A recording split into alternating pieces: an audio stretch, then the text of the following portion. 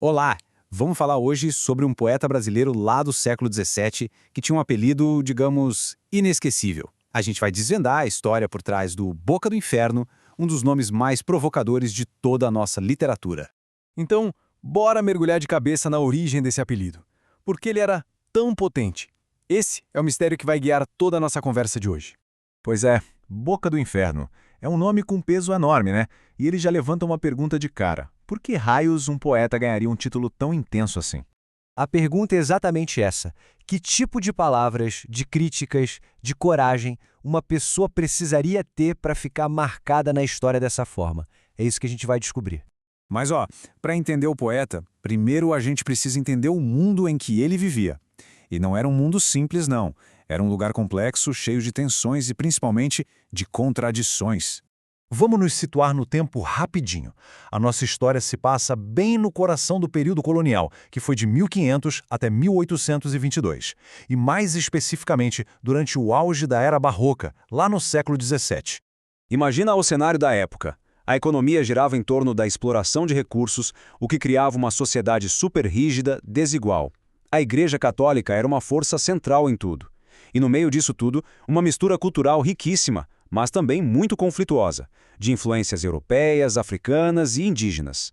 E isso nos leva à grande contradição daquele tempo, o paradoxo do Barroco. De um lado, você tinha uma devoção religiosa muito forte, muito visível, e do outro, uma realidade de injustiça social absurda. É nesse choque, nesse conflito, que a nossa história ganha toda a sua força. Agora que o palco está montado, vamos finalmente conhecer o protagonista dessa história. Esse aqui é Gregório de Matos. Ele nasceu em 1636 e morreu em 1696, ou seja, ele viveu bem no centro de todas essas tensões que a gente acabou de ver. E olha, ele não era um poeta qualquer. Gregório de Matos é sem dúvida uma das figuras literárias mais importantes do Barroco aqui no Brasil.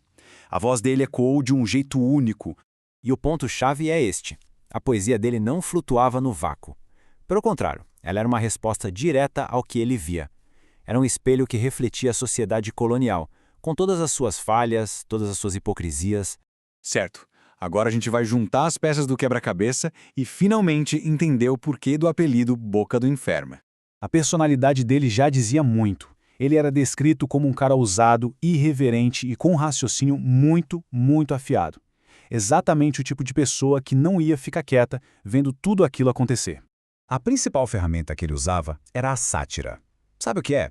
É usar o humor, a ironia, o exagero, não só para fazer rir, mas para cutucar a ferida, para expor as verdades mais inconvenientes sobre o poder e sobre os costumes da época.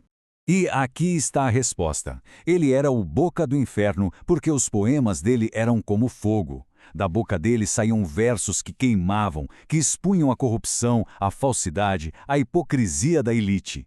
Ele falava o que ninguém mais tinha coragem de falar. Mas a história não termina aí não. A importância de Gregório de Matos vai muito além do século XVII. Ele acabou virando um arquétipo, sabe? Um símbolo do artista que usa sua voz como uma ferramenta de crítica social.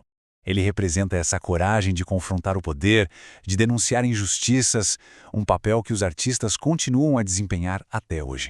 Isso tudo deixa uma reflexão no ar pra gente. A história de Gregório de Matos, o nosso Boca do Inferno, nos convida a pensar: qual é o papel da arte e dos artistas hoje em dia, na hora de confrontar as injustiças do nosso próprio tempo?